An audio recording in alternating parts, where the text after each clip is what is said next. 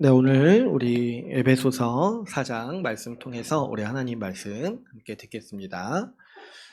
오늘 우리 나눌 말씀은 이 직분에 대해서 같이 함께 나누려고 합니다. 올해 이제 우리 교회가 목표로 삼는 것이 집사 직분을 세우기로 했는데요. 그래서 먼저는 이 집사 직분도 그렇고 또 직분 자체에 대해서 우리가 좀 잘 알고 또 바르게 이해하고 또 기도하는 시간을 가지면서 우리가 집사 직분을 세울 수 있는 시간을 갖기 위해서 우리가 한 2달 정도 제가 생각을 하고 있는데 이 직분에 대해서 같이 함께 말씀을 나누고자 합니다. 이렇게 직분을 배우는 이유는 우리가 이제 잘 세우기 위함이 크죠. 집사 직분을 잘 세워야 되니까 먼저는 이 직분에 대해서 바르게 배울 필요가 있겠습니다. 그런데 여기에 더해서 이 직분을 알아갈 때 우리가 얻는 큰 유익들이 있습니다. 먼저는 우리가 이 직분을 통해서 교회가 어떤 곳인지를 바르게 이해할 수 있습니다. 왜 그러냐니까 직분은 교회의 조직도와 같은 이 성격을 가지고 있기 때문이죠. 여러분, 우리가 어떤 회사나 어떤 단체를 이해하려고 할 때 이제 많이 참고하는 게 뭐예요? 그 단체나 회사의 그 조직도를 참고하죠. 저도 예전에 이제 이력서 써서 이제 면접 보려고 할 때 이제 그 회사나 또 이제 때로는 그 교회가 어떤 곳인지 알려고 할 때 많이 참고했던 게 뭐냐면 이 조직도에 들어가서 이 조직이 어떻게 돼 있는가, 어떤 구조로 돼 있고 또 몇 명이 있고 어떤 형태로 돼 있는가, 이런 것들을 봤던 이제 기억이 납니다. 왜 그런 걸 우리가 이렇게 참고하냐니까 조직도라는 건 뭐예요? 그 단체나 그 조직의 성격이라든지 가치라든지 그런 것들을 볼 수 있는 공적인 구조이기 때문에 그렇죠. 그러니까 한마디로 하면은 어떤 뼈대라고도 할 수 있고 아주 이제 그 기본이 되는 구조인 거죠. 그렇기 때문에 이 조직도가 중요한데, 이 교회의 조직도라는 게 조직이 뭐예요? 결국에 주님이 세우신 직분으로서 교회가 조직이 되어 있는 거죠. 주님께서는 이 교회를 세우시고 교회를 다스리시기 위해서 이 직분을 세우셨습니다. 그렇기 때문에 우리가 이 직분과 구조의 역할을 알 때 이 교회의 가치라든지 교회가 어떤 일에 힘쓰고 있는지 이런 것들을 우리가 분명히 알 수가 있습니다. 그래서 우리가 이 교회를 바로 세워 나가자고 할 때 직분을 바로 알고 세우는 게 중요해요. 우리 이제 이 직분이 바로 서지 못하는 것이 이 교회가 어려움을 겪는 아주 이제 대부분의 이유 중에 하나인 거죠. 그래서 우리가 직분을 바로 세우기 위해서 이 교회를 바로 세우기 위해서 직분을 잘 세울 필요가 있고, 주님 주시는 취지에 합당하게 이 직분을 세울 필요가 있는 거죠. 또 그뿐만 아니라 이 직분은요, 신자를 이해하려고 할 때도 굉장히 중요합니다. 후에 우리가 이 자격에 어떤 사람 이 요건이라든지 자격에 대해서 살펴보면서 이제 나누겠지만, 성경은 어떤 사람을 직분자로 세워야 되냐 했을 때 신자의 본이 되는 사람을 많이 얘기를 하고 있어요. 그러니까 우리가 이 직분을 살펴보고 이 직분의 어떤 자격이라든지 이런 성격을 살펴볼 때 그것은 신자가 어떻게 살아야 되는가에 대한 하나의 표본을 살펴보는 것과도 마찬가지인 거죠. 그렇기 때문에 우리가 이 직분을 살펴볼 때 이 직분의 기준을 알고 직분의 자격을 알아가는 거는 우리가 신앙생활을 어떻게 해야 되는가에 대한 모범 답안, 어떤 참고, 이 본을 이제 배우는 모습이라고도 할 수가 있습니다. 그래서 우리가 이 직분을 배워 나갈 때 우리가 정말 어떻게 살아야 되는가도, 신자로서 어떻게 살아가야 되는가도 배울 수 있는 큰 유익이 있는 거죠. 그래서 이 직분에 대해 아는 일은 여러모로 유익합니다. 먼저는 직분을 바로 세우기에도 유익하고, 교회를 이해할 뿐만 아니라 우리 삶을 이해하기에도 굉장히 중요한 지침이 되는 지식인 거죠. 그래서 우리가 앞으로 이 한 몇 주간의 이 말씀을 통해서 직분에 대해서 바르게 이해함으로써 또 이러한 유익들을 함께 누리기를 소망합니다. 오늘 우리가 이 직분에 대해서 살펴볼 말씀으로는 이 에베소서 4장 말씀을 제가 생각을 했는데요. 오늘 먼저 말씀을 보시면은 이 4장 1절 말씀을 보시면 이렇게 우리에게 권면을 하고 있습니다. 너희가 부르심을 받은 일에 합당하게 행하라, 이렇게 우리에게 말씀을 하고 있죠. 이 부르심에 대해서 얘기를 하고 있는데요. 여러분, 주님이 우리를 부르셨다는 거예요. 그런데 이 부르심이라는 단어는 거의 대부분 우리의 이제 구원과 관련해서 쓰는 용어인 거예요. 그래서 이제 소명이라고도 하는데, 주님이 우리를 부르신다는 거예요. 우리를 부르셔서 우리를 그분의 자녀 삼으시려고 부르시고, 그리고 우리를 그분의 백성 삼으시려고 부르신다는 거죠. 그래서 우리는 주님의 부르심에 응답해서 하나님의 자녀가 된 사람들이고 하나님의 백성이 된 사람들이라고 합니다. 그런데 이제 이 1절에 보면은 부르심을 받은 일이라고 하죠.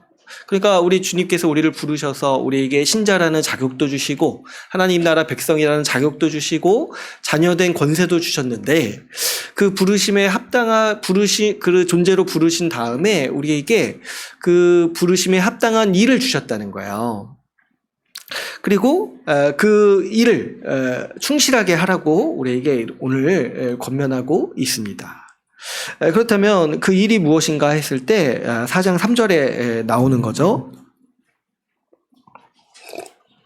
4장 3절을 보시면 평안에 매는 줄로 성령이 하나 되게 하신 것을 힘써 지키라, 이렇게 말씀을 하십니다.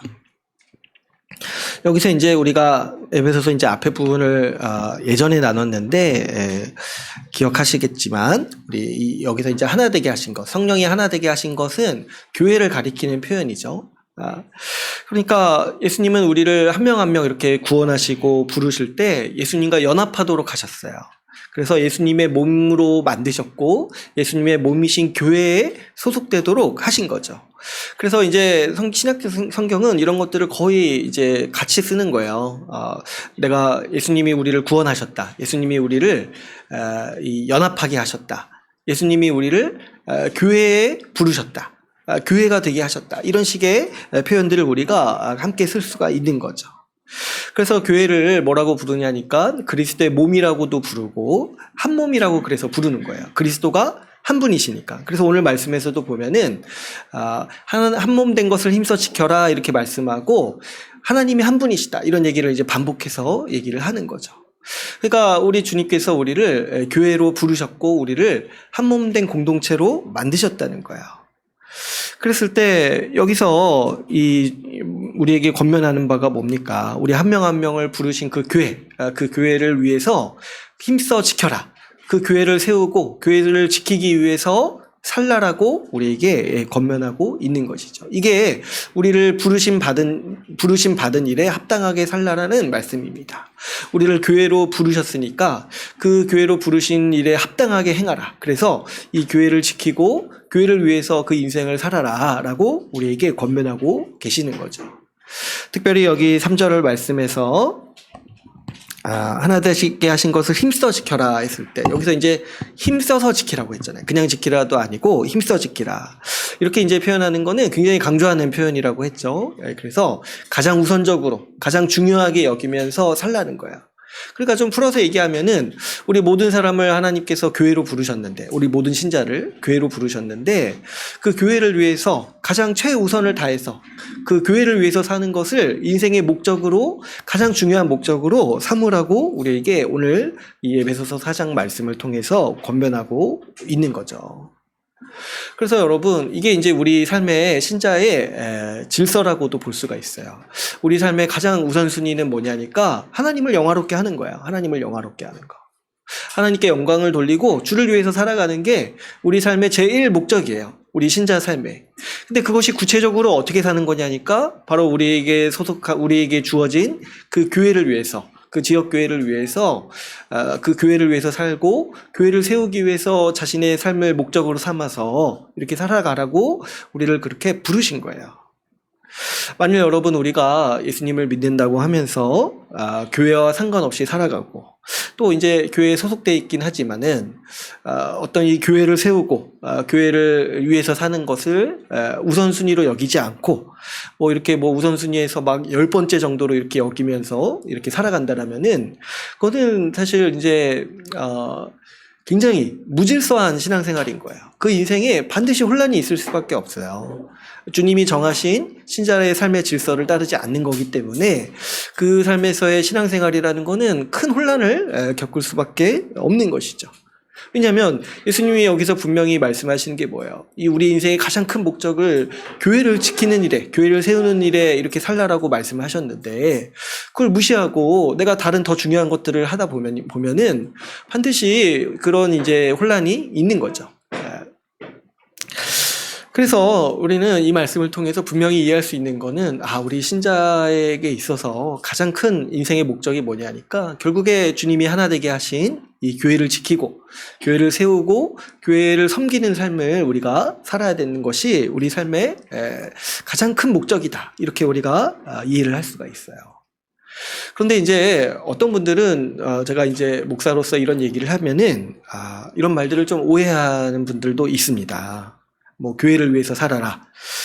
교회가 인생의 목적이다. 이렇게 제가 얘기를 하면은 이런 것들을 굉장히 어렵게 받아들이는 거예요. 그래서 이제 그거는 이제 뭐 목사님이니까 하는 얘기죠. 하면서 뭐 인생에 다른 중요한 것들이 있습니다. 그래서 뭐 자아 실현이라든가 뭐가 있나요? 제가 따로 뭐 생각해 본 적이 없어요. 뭐가 있을까요? 인생의 다른 중요한 것들. 그리고 가정을 보살피고 이런 거 다 중요하죠. 다 중요하고 중요한 일인데, 근데 이제 문제는 뭐냐면 많은 분들이 교회는 한 우선순위에 있어서 한 10번째, 한 20번째 이 정도로 이렇게 제쳐두고 이렇게 살아가는 거예요. 근데 왜 그렇게 생각하는 줄 아세요? 많은 분들이 교회를 지키고 세우는 일은 목사가 해야 될 일, 아니면 몇몇 교회에 열심히 있는 직분자들이 해야 될 일이라고 생각을 하는 거예요. 그래가지고 이 직분에 대해서 이해할 때 먼저 이제 가장 중요한 건 뭐냐면 그게 아니라는 걸 알아야 돼요. 그게 아니라는 거. 어떤 하나님께서 직분자를 세우는 이제 목적이 뭐냐면 그 직분자한테 아주 그렇게 몰빵해가지고 너희만 교회를 세워라. 너희가 교회를 지키고 세우면 다른 사람들은 교회 와서 잘 이용할 것이다. 이런 어떤 구도와 이해를 가지고 교회를 그렇게 계획하신 것이 아니라 예수님의 지금 구상, 예수님의 뜻은 뭐예요? 모든 사람이 교회를 지키고, 그래서 어느 정도 교회를 위해서 지켜야 돼요. 자기 인생의 제일 목적으로 삼아서 교회를 위해서 살아가도록 하신 것이 이 교회를 우리에게 주시는 목적이라는 거예요. 우리가 이렇게 자꾸 교회를 지키고 세우는 일이 내 일이 아니다. 그리고 그렇게 하더라도 그거는 그냥 내 문제가 다 해결되고 난 다음에 그냥 나중에 좀 여력이 남으면 해야 되는 일이다. 이런 정도로 여기는 거는요. 교회에 대한 무지가 너무 깊기 때문에 그런 생각들이 자꾸 이렇게 깊어지고 또 많은 사람들이 이런 생각을 갖게 되는 거죠. 여러분, 이런 생각들을 왜 갖게 되냐니까 교회를 그저 인간의 어떤 필요에 의해서 만들어진 제도라고 여기거나 그렇게 이제 생각을 하는 거예요. 그래서 교회는 그냥 저기 있으면 돼요. 있으면 되고, 그래서 나는 주일에 어떻게 한번 가서 예배 드리고 이용하는 어떤 시설처럼 이렇게 교회를 여기게 되는 거죠. 그렇게만 이해를 하면은 진짜 이런 생각을 갖게 돼요. 교회는 어떤 이제 몇몇 직분자들이 운영하는 시설과 같은 곳이고 나는 언제든지 거기 가서 이용할 수 있는 그런 어떤 지역사회 커뮤니티 같은 곳으로 이해를 하게 되는 거죠. 그러나 우리가 교회를 이해할 때 분명 교회는 그런 곳이 아니라고 우리는 이해하죠. 오늘 이제 이 이야기를 길게 할 수는 없지만 우리가 이제 지난주까지 이 수련회 말씀 같이 함께 나눴잖아요. 또 이 사도행전 말씀을 통해서 하나님께서 교회를 어떻게 세우셨는지를 나눴잖아요. 하나님께서 하나님 나라를 회복하시려는 이 모든 약속을 교회를 통해서 성취하셨다라는 말씀을 우리가 같이 함께 나눴습니다. 그러니까 교회는 단순히 어떤 우리가 이용하는 시설이라든가 어떤 이제 이렇게 이제 이름 올려서 소속되어 있는 커뮤니티라든가 이런 수준의 것이 아니라는 거예요. 뭐냐니까 하나님께서 그분의 나라, 그 천국, 하나님 나라를 우리에게 주시려고 회복하시려고 세우신 바로 그곳이 바로 이 교회라는 거예요. 그래서 우리는 이 교회를 통해서 회복된 하나님 나라의 복락을 누릴 수 있게 되는 것이고 이 교회를 통해서 우리는 천국의 삶을 맛본다라고 우리는 이해하게 되는 것입니다. 주님께서 우리를 교회로 그래서 부르신 일이 얼마나 우리에게 복된 일이냐니까 교회로 부르심으로써 우리에게 하나님 나라의 복락을 주시려고 하시는 거예요. 그래서 우리는 교회를 하나님이 우리에게 주시는 천국처럼 여기고 하나님 나라로 여기고 살아가는 것이 마땅한 것이죠. 그랬을 때 여러분 이것이 우리에게 주어진 아주 큰 복이라는 거예요. 교회에 소속되게 하신 거. 교회에 소속되게 하셔서 이 하나님 나라를 맛보게 하셨다는 거예요. 그러니까 교회는 단순히 어떤 내가 이용만 하는 그런 시설이 아니죠. 우리의 소속이고 우리의 터전이고 우리의 인생이 거기에 걸린 곳이에요. 그렇기 때문에 우리는 그 교회를 이렇게 바라볼 때 그것이 전부 우리의 교회다. 내가 정말 살아갈 터전이다. 이렇게 이해를 할 필요가 있어요. 거기에 더해서 우리 주님은 우리에게 복된 사명을 맡기신 것입니다. 뭐냐니까 바로 이 교회를 세우고 지키라는 명령을 우리에게 주셨어요.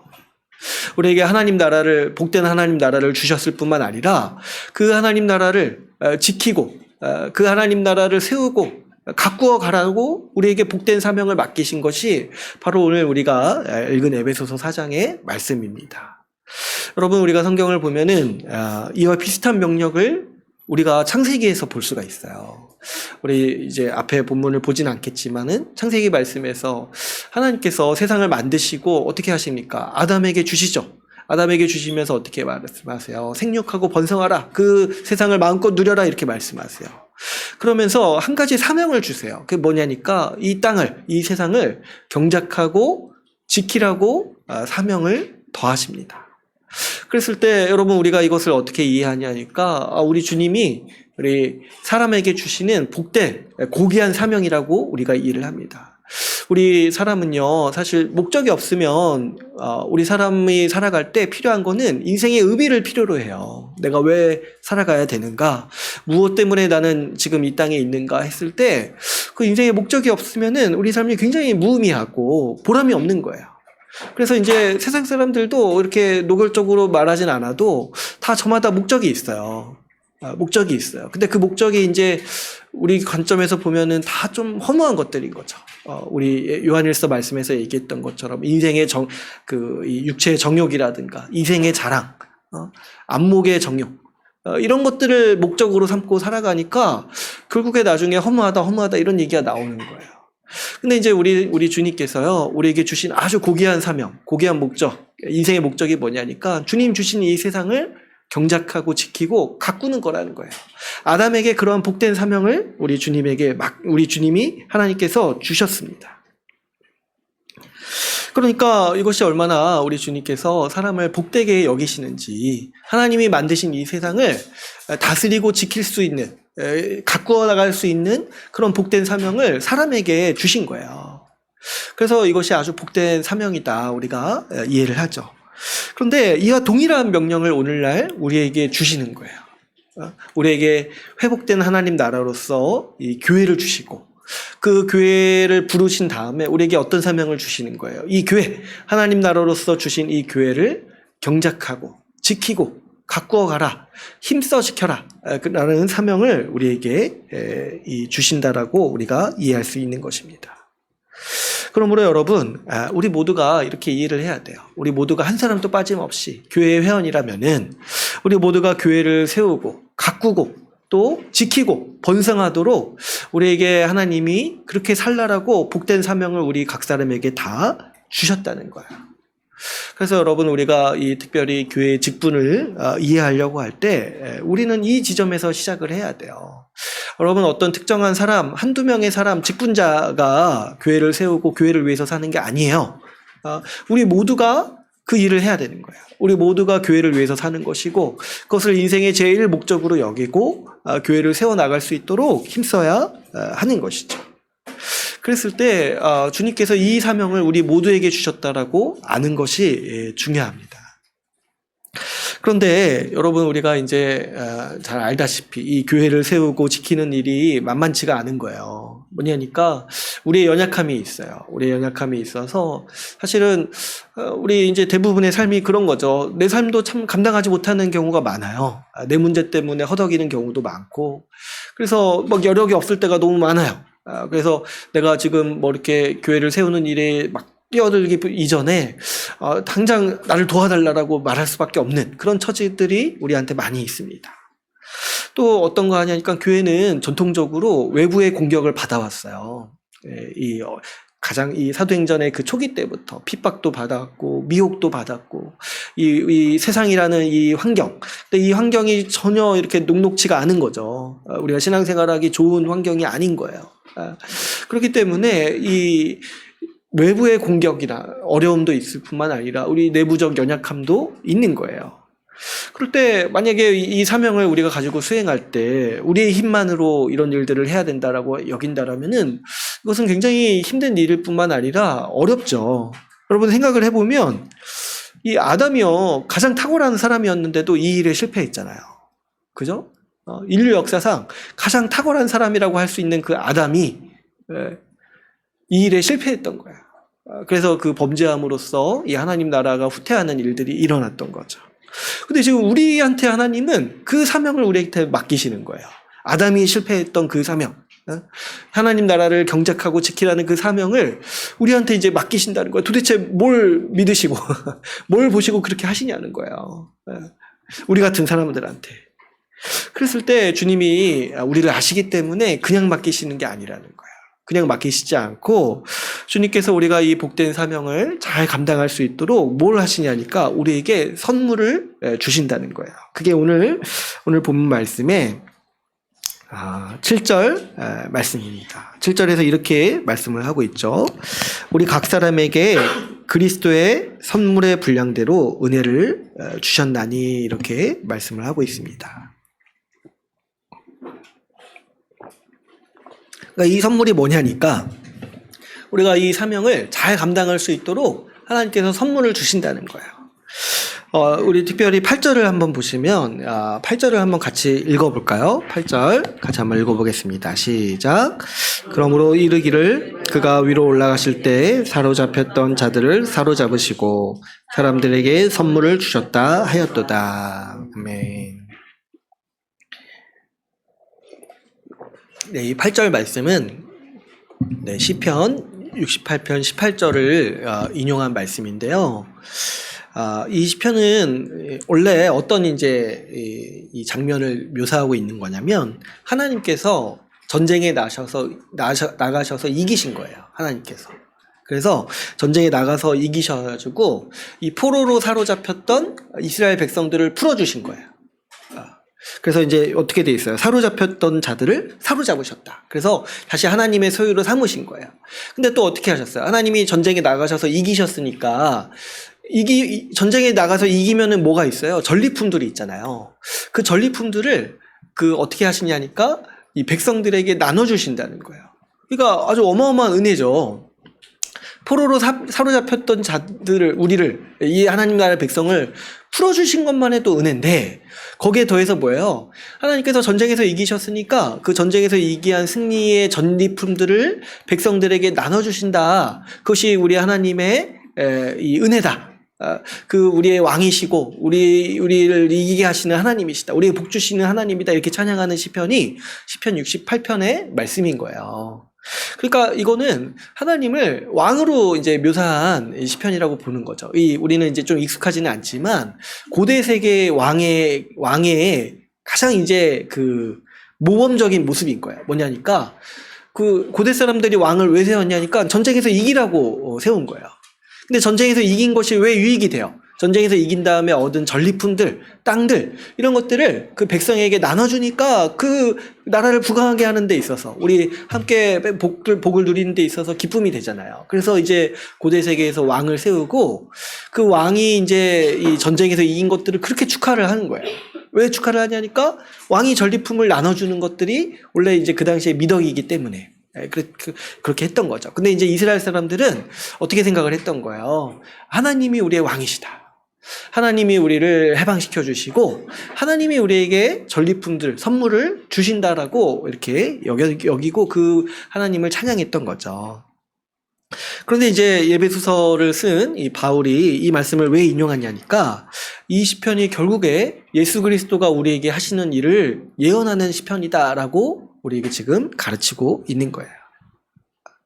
그래서 여기서 이제 올라가셨다 이렇게 표현 나오는 것들이 이것이 이제 예수님의 승천을 가리키는 말씀이다. 이렇게 이제 해석을 하면서 어떻게 되는 거예요? 이 9절 말씀을 보니까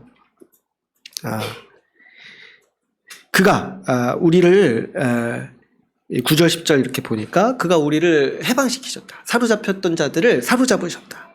그래서 이제 우리가 사단의 포로였는데 예수님께서 우리를 해방시켜 주시고 자신의 소유로 삼으신 거예요.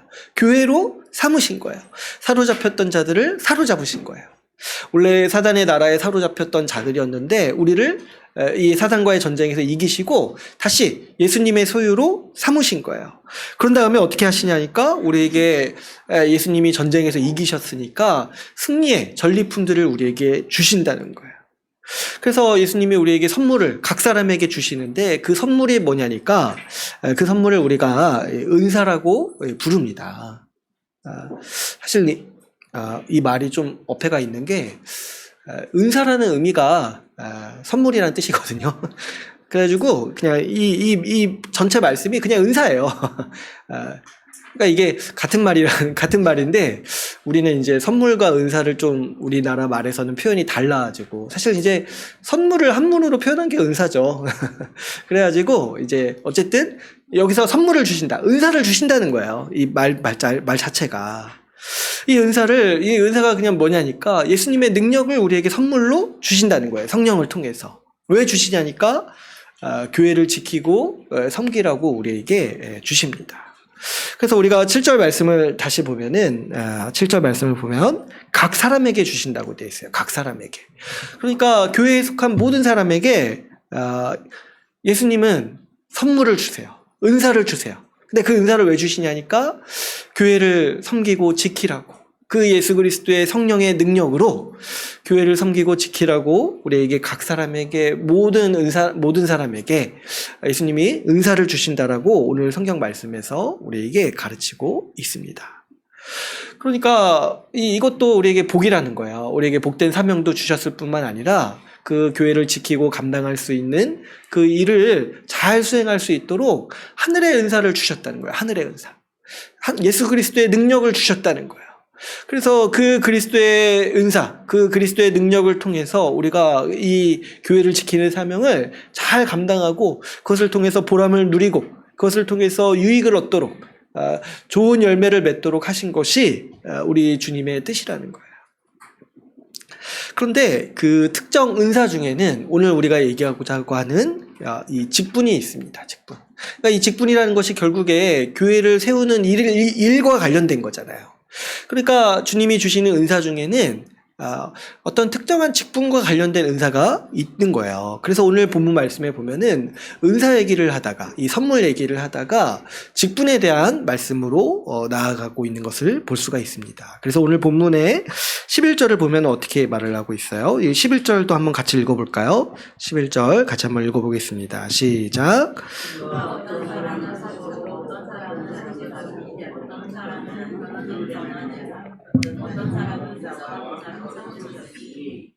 네.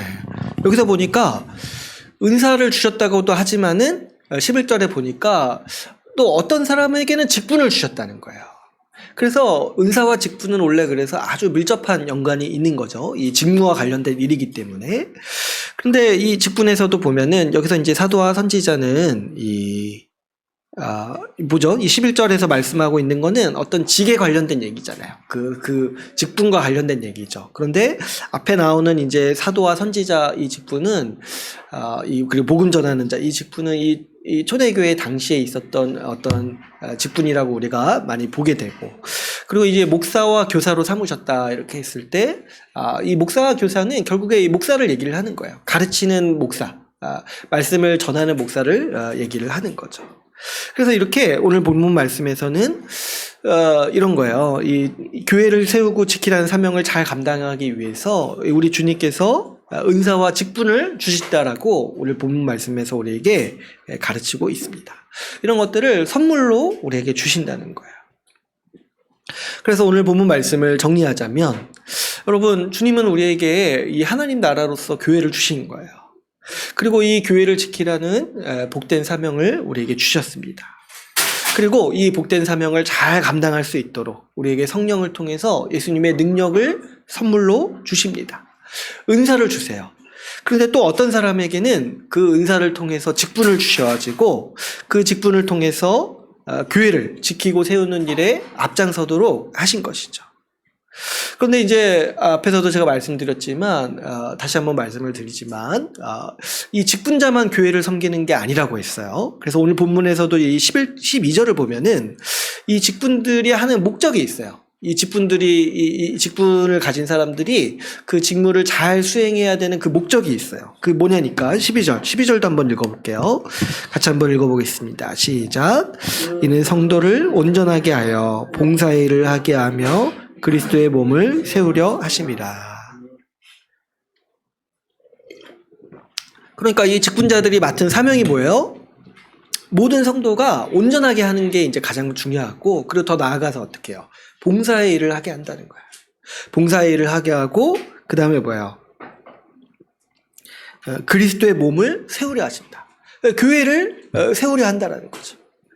그래서 이 직분자가 맡은 일도 뭐냐면 그 잘 수행해서 모든 사람이 다 주님을 섬기도록, 그래서 그리스도의 몸된 교회를 섬기도록 힘쓰는 것이 이 직분자의 또 역할이기도 한 거예요.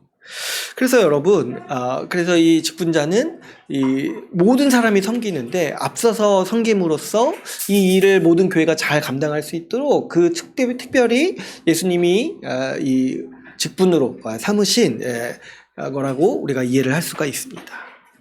그래서 여러분, 우리가 앞으로 오늘은 아니지만 이 목사 장로의 직분과 또 집사 직분에 대해서 자세히 살펴볼 텐데, 우리가 이 직분을 이해할 때 이런 차원에서 이해할 필요가 있겠습니다.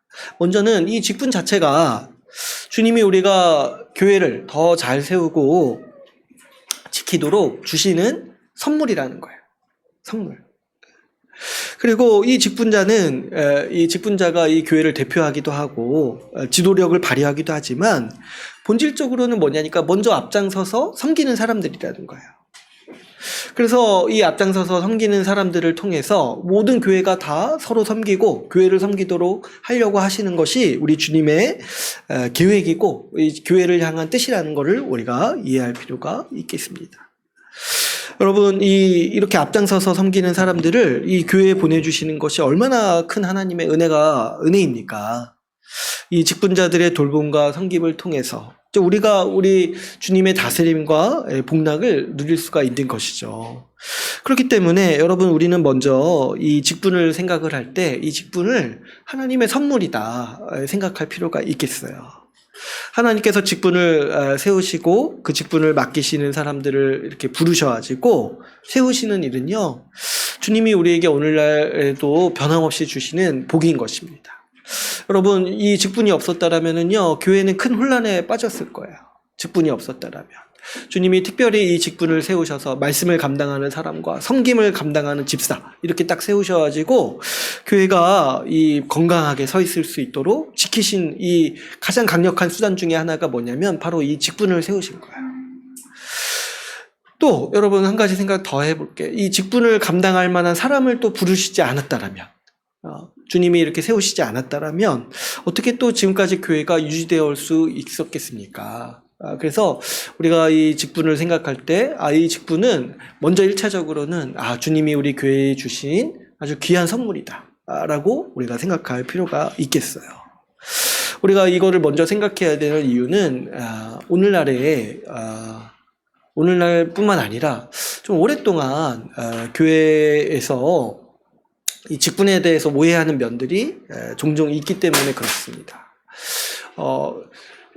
이 과거에 교회가 이것을 크게 오해했던 것들이 이제 로마 카톨릭의 어떤 폐해라고 볼 수가 있는데요. 로마 카톨릭은 이 직분을 이해할 때 상하관계로 이해를 했어요. 어떤 계급으로 이해를 했던 거예요. 그래가지고 이 계급으로 이해를 해가지고 이 어떤 관료제처럼 이 직분을 구분하고 나누었습니다. 그래서 지금도 이제 우리가 이 로마 카톨릭이나 성당에서 이렇게 하는 것들을 보게 되면은 이 상하관계가 분명하게 나눠져 있어요. 그래가지고 교황을 정점에 두고 그 아래 뭐 주교가 있고 그 아래 뭐 감독이 있고 그 아래 뭐 이렇게 신부가 있고 그 아래 또 누가 있냐면 평신도가 있어요. 그래서 이렇게 계급으로 이렇게 나눠져 있어가지고, 그 어때요? 그 로마 가톨릭에서 뭐 교황한테 뭐 이래라 저래라 누가 할 수 있겠습니까? 못하죠. 왜 그러냐니까, 교황이 이제 최고 정점에 있는 직분이라고 보는 거예요. 그래가지고, 이 교황의 이제 직분 자체는 종 중의 종인데, 보니까 그렇게 부른다고 해요. 근데 이제 실제로 행하는 거 보면 왕 중에 왕으로 행해요. 그렇죠? 그래서 교황의 한마디를 굉장히 중요하게 받아들이고, 때로 로마 교회가 타락했을 때는 성경 말씀보다 우선해가지고 교황의 말을 이렇게 받아들이고, 그렇게 했던 이제 과오가 있는 거죠. 또 그런가 하면은 우리 한국 사회는 로마 가톨릭이 아니더라도 이제 유교 문화가 강해서 그런지 이 직분을 어떤 이제 계급으로 이해하는 풍토가 아직도 있는 것을 우리가 종종 보게 됩니다. 그래서 이제 뭐 장로가 있고 집사가 있고 성도가 있는데 이런 것들을 상하관계로 이해를 하는 거예요. 그래가지고 이제 뭐 집사에서 장로 가는 거를 이제 승진이라고 여기고, 그래서 또 이게 또 가보면 이제 그 성도에서 집사가 되는 거를 이제 승진이라고 여기는 그런 이제 좀 모습도 있는 거예요. 그래서 제가 예전에 들은 거는 누가 이렇게 집사가 되셨는데 옆에서 그러는 거예요. 한턱 쏘라고. 마치 승진하면은 그 뭐 이렇게 밥 사는 것처럼 해가지고. 그래가지고 이제 참 근데 뭐 그렇게 이제 이해를 하고 있는 거죠. 그래가지고 이제 우리 이제 많이 보게 되는 게 뭐냐니까, 집사 안 되면 되게 이제 좀 기분 나빠하고, 또 장로가 안 되면 또 되게 굉장히 뭔가 원통해하고. 그런 게 왜 그러냐니까, 그 장로나 집사 되는 것을 하나의 신분으로 생각을 해가지고 그것을 하나의 계급을 하고 여기니까 그거 안 되는 것에 대해서 굉장히 아프게 생각하고 되게 불명예라고 생각을 하는 거죠. 그래서 이런 문제 때문에 한국 교회에서는 이 직분 문제로 분란이 되는 경우가 굉장히 많아요. 누가 장로가 되고 안 되고, 또 누가 집사가 안 돼가지고 그 원통한 마음을 갖고 교회를 떠나기도 하고 분란을 일으키기도 하고, 또 이제 제가 이제 좀 자료를 찾아보면서 보니까 뭐 그런 교회도 있다는 거예요. 선거 운동하는 교회도 있다는 거예요. 그 집사 이렇게 투표가 있고 장로 이렇게 투표가 있으니까 그 막 어필하는 거야. 내가 장로가 되면 어떻게 하겠다. 선거 운동을 하는 그런 교회도 있다는 거예요. 저도 이제 보지는 못했는데. 근데 이제 왜 자꾸 그렇게 생각을 하냐니까, 이것이 하나의 어떤 관직처럼, 어떤 계급처럼, 그것이 하나의 명예직으로서 내 신분이 상승되는 어떤 이 직분이라고 여겨가지고 이렇게 여긴다라는 거예요. 그랬을 때 여러분, 이 모든 것들은 정말 이 직분을 어떤 계급으로 여기고, 이런 것들은요 다 개신교, 우리 종교개혁 때 청산하고자 했던 하나의 악폐예요. 악습이에요. 악습. 로마 가톨릭이 이 문제로 많은 문제를 야기시켜가지고 종교개혁 때 이 문제를 청산하고자 했던 거예요. 그래서 여러분, 오늘 본문 말씀에 이렇게 직분을 하나님이 주신다 이렇게 나오는데, 이 직분을 얘기할 때 누가 누구보다 더 높다 이런 식으로 얘기하지 않죠. 오히려 어떻게 얘기해요? 7절에 보니까 각 사람에게 은사를 주셨다는 거예요. 각 사람에게. 모든 사람에게 은사를 주셨어요. 근데 그 중에 어떤 사람은 목사로 부르시고, 그 중에 어떤 사람은 교사로 이렇게 부르셨다 이렇게 얘기를 하는 거잖아요. 이렇게 얘기할 때 주님이 지금 말씀하시는 의도는 뭐예요? 그 직분을 가진 자나 그 모든 사람이나 다 은사를 받은 면에서 동일하다는 거예요. 동등한 하나님의 백성이고 동등한 시민이라는 거예요. 그래서 이것을 상하관계, 어떤 계급으로 이해하는 것은 아주 잘못된 행위고, 예수님이 우리에게 주시는 선물을 오용하는 모습이라고 우리가 볼 수가 있습니다. 그러니까 이런 거죠. 상하관계를 나누신 것이 아니라 역할을 구분한 거죠. 역할을 구분해서 어떤 사람은 특별히 그 직분을 감당하는 은사를 주시는 거예요. 그랬을 때 우리는 그 직분을 이해할 때, 저 사람은 내 위에 있는 사람이다, 뭐 이렇게 그렇게 보는 것이 아니라, 그래서 나도 저렇게 신분이 상승해야지 이렇게 보는 것이 아니라 역할이 다른 것이라고 우리가 봐야 돼요. 하나님께서 그 사람에게 가장 좋은 은사로 주셨어요. 그래서 그 역할을 감당할 수 있도록 부르신 것이 하나님이 우리에게 은사를 주신 뜻이라는 거죠.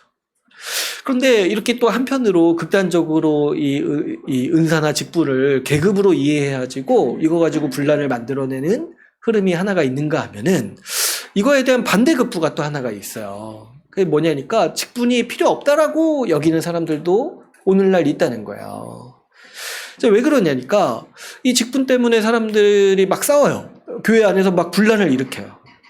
그리고 이제 이 직분을 계급이라고 이해할 때 이 개신교회는 그러면은 이제 목사, 당회장인 목사가 이제 가장 이제 힘이 세니까 어떤 또 이 나쁜 안 좋은 이제 모습들이 있냐면 이제 목사가 너무 제왕적인 권력을 가지고 행동하는 거예요. 그래가지고 이제 교회를 막 함부로 이렇게 쥐락펴락하고 아니면 장로 몇 분이 막 이렇게 해가지고 막 교회를 막 좌지우지하는 그런 이제 안 좋은 일들이 많이 생기다 보니까 이런 이제 반작용 때문에 어떤 사람들이 생기냐니까 또, 이 직분을 세우는 건 잘못됐다.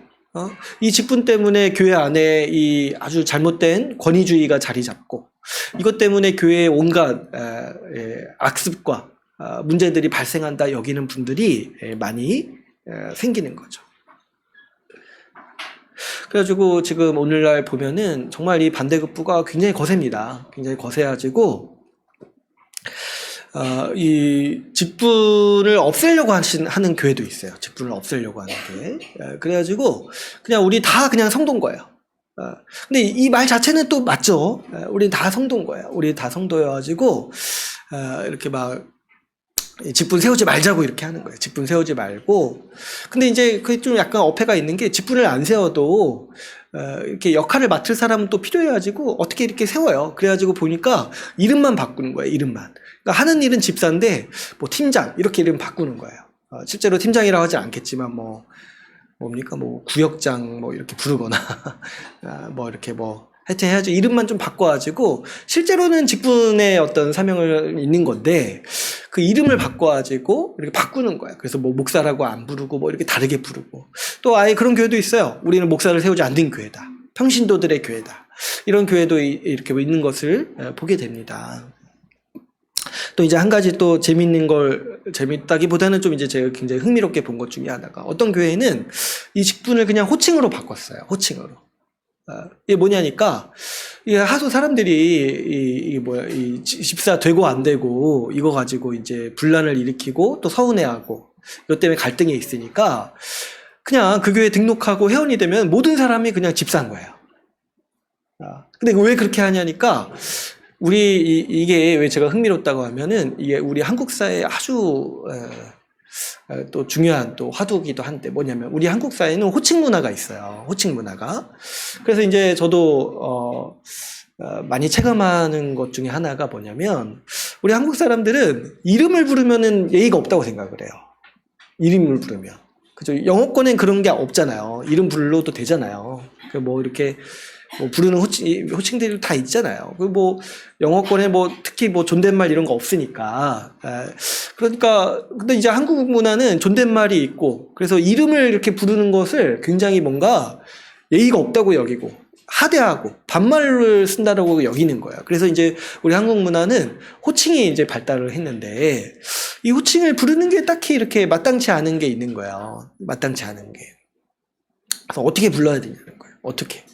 회사라면은 그래서 직급을 부르잖아요. 회사에서는. 그래서 편하죠. 근데 이제 그 호칭 때문에 사실은 계급이 생겨나고 그 호칭 때문에 뭔가 이 권리의식도 생겨나는 면들이 사실 있죠. 근데 또 이제 교회에 와서는 사실 회사 직급을 부를 수가 없잖아요. 교회에 와서 어디 사장님 이렇게 부르기도 하고 하니까 가장 이제 부르기 좋은 호칭이 뭐예요? 집사님인 거예요, 집사님. 근데 이제 문제는 뭐예요? 집사가 아닌 사람은 그럼 어떻게 부르냐는 거예요. 집사 아닌 사람. 씨라고 부르면 사실 되는데, 우리 또 약간 씨라고 부르면 그것도 약간 하대한다는 느낌이 있어가지고, 이렇게 안 부르는 거예요. 그래가지고 이제 호칭 문제로, 우리 한국 사회가 약간 이제 그런 문제가 있다 보니까, 한 교회는 이거를 이제 완전히 이렇게 뭔가 좀 해결하려는 아주 보관으로 뭐냐니까, 그냥 다 집사로 부르자는 거야. 다 집사로 부르자. 그래가지고 이제, 거기 이제 교회 등록하면 그날부터 집사인 거예요. 그날부터. 괜찮죠? 괜찮다기보다 참신하고 뭔가 이게 정말 한국 문화를 잘 이해하시는 분이 고민을 한 거구나. 제가 이제 그렇게 생각했던 적이 있어요. 또 여러분 이제 그런가 하면은 이 목사 장로의 권한을 약화시키는 교회도 있어요. 이 목사 장로에게 개신교회가 너무 많은 권한을 줘서 문제가 생긴다 이렇게 해가지고 뭐 이렇게 권한을 좀 약화시키는 거예요. 근데 이제 여러 가지 중에 이제 하나가 목사 장로의 권한, 특히 목사의 권한 중에 이 직무 중에 가장 이제 좀 권한이 센 게 뭐냐면 강도권이에요, 강도권. 이 설교할 수 있는 권한, 강단에 설 수 있는 권한. 이게 이제 너무 이것 때문에 이제 문제가 발생한다고 봐가지고 어떤 교회는 설교를 돌아가면서 해요, 돌아가면서. 아니면은 목사가 3주 설교하고 한 주는 성도가 설교하고. 그랬을 때 그것 좀 한번 해볼까 싶다가도 그건 좀 괜찮네 싶다가도 이제 그런 이제 의도가 뭐냐면 이 목사 직분에 대해서 약간 회의감이 있는 거죠. 너무 강력한 권한이 목사에게 있다 보니까 그것들을 좀 이렇게 분산시키고자 이런 이제 어떤 아이디어도 내는 거죠. 그랬을 때 이런 여러 가지 고민이 있는 거예요. 이 직분이 문제다. 이 직분에 어떤 악용되는 것들이 너무 사람들을 힘들게 하고 교회를 어렵게 하는 문제들이 생기다 보니까 이런 것들을 어떻게 해소해야 되나 이런 이제 고민들을 많이 하면서 이런저런 이제 시도들이 막 나오는 거죠. 그랬을 때 여러분 우리는 이런 흐름을 좀 이해할 수는 있어요. 이 잘못된 권위주의로 말미암은 폐해. 정말 목사 한 명이 잘못된 생각을 가지고 이렇게 교회를 운영하게 될 때 너무 많은 사람들이 힘든 거예요. 또 지금 우리나라처럼 이렇게 민주주의가 발전하고 이렇게 발전된 민주의식을 가지고 살아가는 사람들이 있는 이 시점에서 한 명이 이렇게 독단적으로 이렇게 막 하는 거에 대해서 거부 반응이 기본적으로 있는 거죠.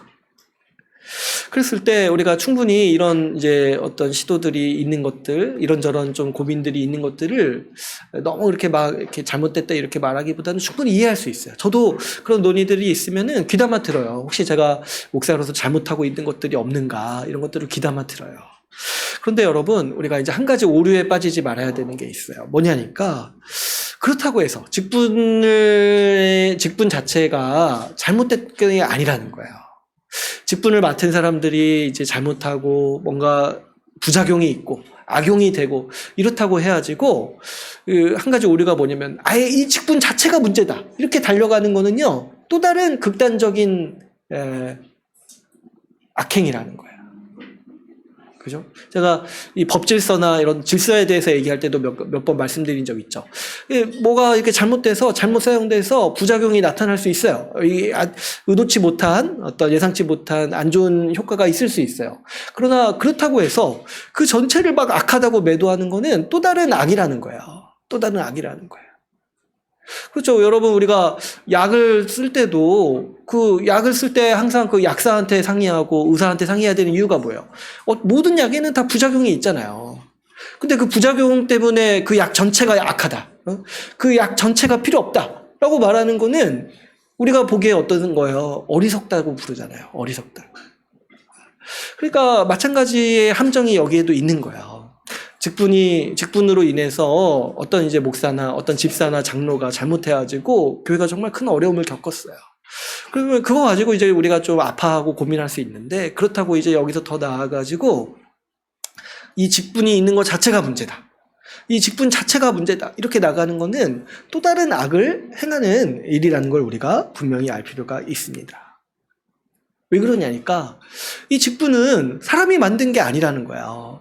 이 직분은 예수 그리스도께서 교회를 돌보시고 다스리고 복주시기 위해서 우리에게 선물로 주신 하나님의 예수 그리스도의 선물이라는 거야.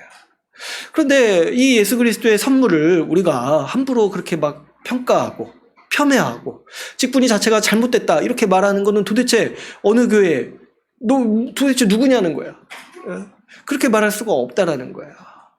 우리가 그것을 잘못 쓴 것에 대해서 반성해야 되고 그것을 바로 쓰는 것을 고민해야 되지. 이 직분을 잘못됐다. 이 직분을 세우는 것 자체가 잘못됐다. 이렇게 나가는 것들은 이것이 오히려 더 예수 그리스도의 뜻에 반항하는 더 큰 악행이라고 우리가 볼 수가 있습니다. 그러므로 여러분 우리가 이 직분에 대해서 바로 이해할 때 어떤 이제 오늘날에 이렇게 펼쳐지는 많은 이렇게 어떤 고민들과 그런 문제점들을 우리 다 차지하더라도 우리는 먼저 예수님이 이 직분을 주신 그 의도에 대해서 생각을 할 때 예수님이 우리 이 직분을 선물로서 주셨다라는 것을 아주 깊이 있게 받아들일 필요가 있겠습니다. 직분을 만드시고 세우신 거는 우리 주님 예수 그리스도신 거예요. 교회의 주님이시고 교회의 머리이신 예수 그리스도가 그 교회를 다스리시고 통치하시고 돌보시는 수단으로서 세우신 방법이 뭐냐니까 이 직분을 주시는 거예요. 이 직분을 우리 교회에 선물로 주셔서 이 직분을 잘 세움으로써 교회가 천국의 복을 누리도록 하신 것이 우리 예수 그리스도의 뜻인 것을 우리가 분명히 알 필요가 있겠습니다. 그래서 여러분 우리가 이제 오늘부터 이 직분에 대해서 알아갈 텐데 먼저는 여러분 우리가 이 직분을 대할 때 감사하게 여기고 귀하게 여기는 마음을 가질 필요가 있겠습니다. 우리 주님이 주신 선물이기 때문에 우리는 이 직분 자체를 귀하게 여기고 감사하는 마음을 마땅히 크게 가져야 되는 거예요. 그랬을 때 좀 두 가지 차원에서 감사할 것이 있다고 생각이 들어요. 먼저는 이 직분 세우신 것 자체를 감사해야 돼요. 이 직분 세우신 것 자체를. 우리 주님께서는요, 구약에서는 선지자들을 세우시고 또 초대교회에서는 사도를 세우심으로써 이 하나님의 백성이 이 주의 말씀을 이해하고 받아들일 수 있도록, 그래서 주님의 통치를, 복된 통치를 따를 수 있도록 세우셨어요. 또 특별히 신약교회에서는 집사를 세우심으로써 이 교회에 속한 사람들이 천국의 복을 누릴 수 있도록 하신 것입니다. 그래서 여러분 이 직분은 이 예수님께서 교회를 돌보시고 다스리시는 방법이자 수단인 거예요. 특별히 우리 복을 위해서 이 두 직분을 세우신 거가 큰 의미가 있어요. 우리가 하나님 나라의 복락을 누리기 위해서 이 두 가지가 필요하다는 거예요. 목사 장로가 섬기는 그 말씀의 봉사, 그리고 집사가 섬기는 그 섬김의 봉사가 필요하다는 거예요. 우리가 하나님 나라의 복락을 누리려고 할 때. 이 두 기둥으로 이 하나님 나라의 복을 세우시고 이것을 잘 수행할 수 있도록 이 두 직분을 세우심으로써 주님은 우리에게 복 주시고자 하신 것이고 이 복을 통해서 우리가 천국의 복을 누리도록 우리 주님께서 우리를 돌보시는 거예요. 그래서 이 직분 자체를 세우신 것을 우리가 감사하고 또 기뻐하고 우리 주님께서 우리에게 복 주시려고 이 복이 필요하다는 걸 아시고 우리에게 주셨구나라는 것을 우리가 잘 이해할 필요가 있고 그 하나님의 뜻에 우리는 감사할 필요가 있겠습니다. 그래서 여러분 우리가 이 집사라든가 장로라든가 목사라든가 이 직분 자체를 귀하게 여겨야 되고 그 직분 세우신 분이 하나님이기 때문에 예수 그리스도이기 때문에 우리가 그 직분을 영광스럽게 여기고 또 존귀하게 여길 필요가 있는 거예요. 또 한 가지 우리가 또 감사할 제목이 뭐냐면 주님께서 이 직분을 세우셨을 뿐만 아니라 오늘 본문 말씀에서처럼 어떤 사람을 그 직분으로 부르신다는 거예요. 어떤 사람을. 장로든 집사든 주님께서 그 직분으로 부르신다는 거예요.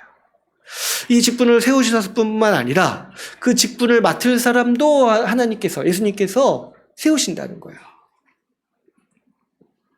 그래서 그 사람을 교회의 선물로서 주신다라고 오늘 본문 말씀이 우리에게 말씀하고 있는 것이죠. 그랬을 때 여러분 우리는 그 사람에 대해서 이 직분을 감당하는 사람에 대해서도 감사하지만 또 뭐예요? 그 사람을 부르신 하나님이 근본적으로 있다는 거예요. 그 사람을 부르셔서 그 직분을 감당하도록 마음 주시고 자발적으로 그 직분을 감당하도록 하시는 그런 우리 하나님의 인도하심과 그 뜻에 우리는 감사해야 할 수가 있어야 돼요. 왜 그러냐니까 여러분 이제 뭐 본격적으로 직분을 살펴볼 때도 나누겠지만 뭐 목사 장로라든가 집사라든가 이런 직분은요 많이 수고해야 되는 직분이에요. 많이 수고해야 되는 직분.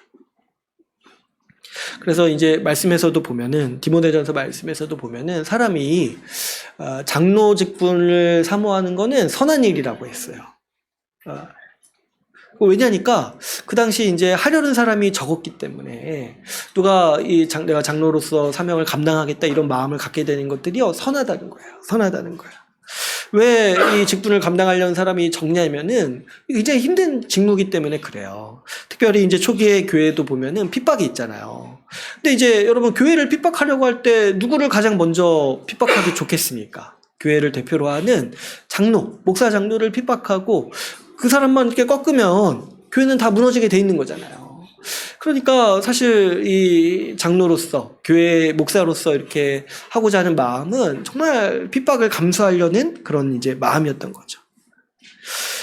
오늘날에는 그런 뭐 이렇게 핍박도 없지만, 그런데 오늘날에도 보면은 여러분 이런 뭐 이렇게 목사가 되려는 이런 과정이라든가 이런 거 보면 사실 그 젊은 시기에 그 신학교 가고 이렇게 함으로써 어떻게 보면은 자발적으로 가난에 뛰어드는 거잖아요. 근데 여러분 한번 생각해 보세요. 사람이 이렇게 젊은 시절에 다 그런 게 있지 않겠어요? 육신의 정욕, 이게 얼마나 강하겠습니까? 안목의 정욕, 이런 거 얼마나 또 있겠어요? 그냥 이렇게 평범하게 직장 생활하면서 돈 벌고 그 돈 또 쓰면서 또 이렇게 또 재미있게 살고 싶은 마음이 누구라도 없겠냐는 거예요. 근데 이제 목사가 되고자 하는 사람들이 젊은 시절에 그런 것들을 일정 부분 포기하고 신학교 가서 자발적으로 가난에 뛰어들고 이렇게 하는 것들을 보면은 이게 쉽지 않은 길이라는 거예요. 근데 왜 이런 사람들이 있냐니까 주님이 부르셨어요. 주님이 그런 마음을 자발적으로 가질 수 있도록, 자발적으로 고난받을 수 있는 마음 주시고, 특별히 교회를 섬기도록 그런 일들을, 귀한 일들을 할 수 있도록 주님이 부르신다는 거예요. 그래서 오늘날에도 이렇게 목사로서 일을 감당할 수 있도록 이 사람들을 세워주시고 이렇게 하시는 거는요, 우리 주님께서 주시는 큰 복이자 은혜라고 할 수가 있어요. 또 여러분, 이 집사는요, 얼마나 수고하는지 몰라요. 집사는 어떻습니까? 자기 생계가 따로 있으면서도 교회를 섬기고 교회를 돌보기 위해서 전적으로 교회 일에 매진하는 사람들이죠. 그래서 이제 원래 우리 교회 헌법에서 보면은 그 목사, 장로, 이 집사를 원래 교회 직원이라고 해요. 직원.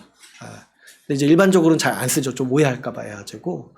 사실 이제 월급을 주는 경우가 없기 때문에 직원이라 부르기도 하라고. 이게 뭐냐니까 일단 그 말만 보면 뭐예요? 교회가 그냥 직장처럼 있는 거예요.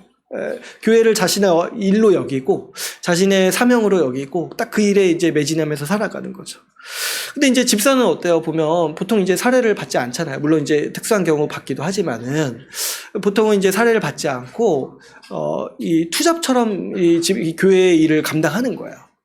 자기 이 생계는 일반 직장에서 이렇게 벌지만은 그럼에도 불구하고 자신의 모든 또 인생의 시간과 힘을 다해서 교회를 세우기 위해서 그 삶을 드리는 게 이 집사의 직분인 거예요.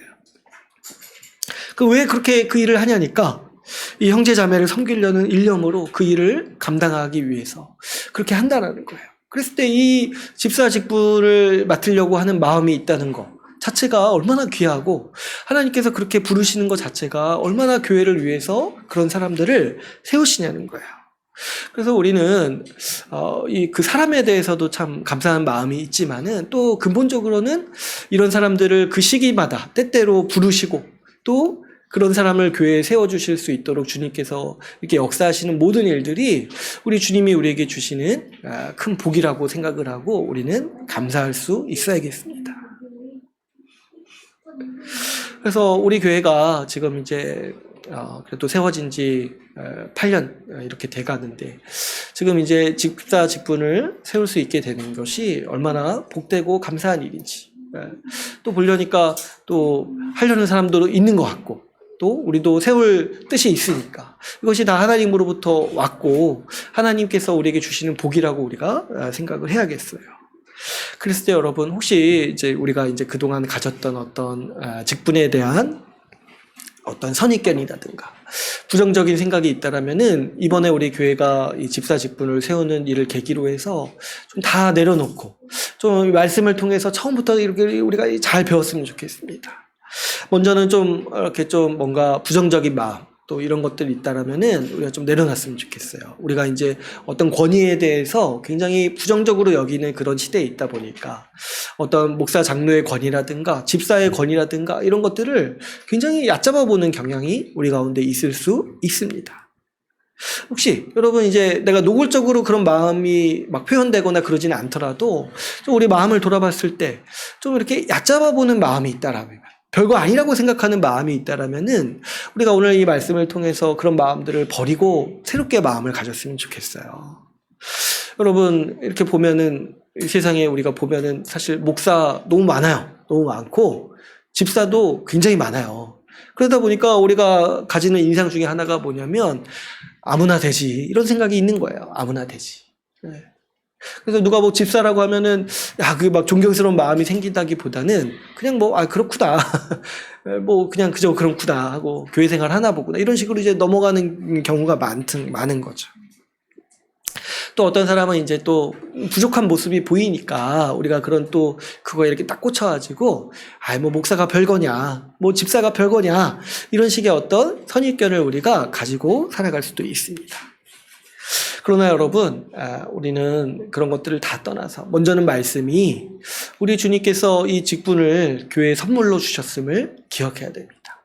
주님이 우리에게 선물로 주셨는데 그걸 어떻게 귀하게 생각하지 않고 그걸 막 폄훼하고 그럴 수가 있겠어요.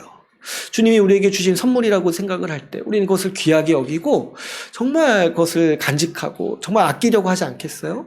직분이 그렇다는 거예요. 직분이 우리 주님이 우리에게 주시는 선물인데, 교회에 주시는 선물인데 그것을 우리가 귀하게 여기고 감사해야 되는 것이 마땅한 거죠. 그리고 그 직분을 감당하는 사람을 보면은 정말 부족한 사람인데도 불구하고 힘을 다해서 섬기는 거예요. 그랬을 때 우리는 우리 이 어떤 부정적인 마음이라든가 또 때로는 좀 약간 별거 아니라고 생각했던 그런 폄훼하는 마음들이 있었다라면은 오늘 우리가 이 시간부로 이것들을 좀 내려놓고 우리가 이 마음을 좀 다잡기를 바랍니다. 우리 주님이 주시는 고귀한 선물이다. 귀한 직분이다. 그리고 저 사람도 그 직분을 감당하니까 얼마나 귀한 사람인가 라고 우리는 생각을 하고 이 직분에 대해서 우리가 바로 이해할 필요가 있겠어요.